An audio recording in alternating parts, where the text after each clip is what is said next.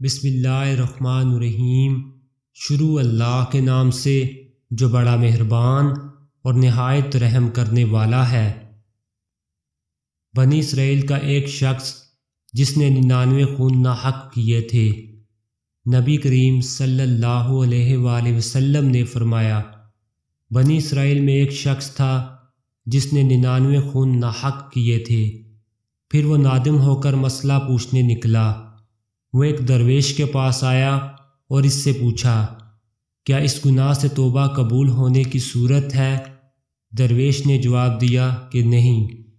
یہ سن کر اس نے درویش کو بھی قتل کر دیا اور 100 خون پورے کر دیے۔ پھر وہ دوسرے سے پوچھنے لگا۔ آخر اس کو ایک درویش نے بتایا کہ فلاں بستی میں چلا جا۔ وہ آدھے راستے بھی نہ پہنچا تھا کہ اس کی موت واقع ہو گئی۔ مرتے مرتے اس نے اپنا سینہ اس بستی کی طرف جھکا دیا۔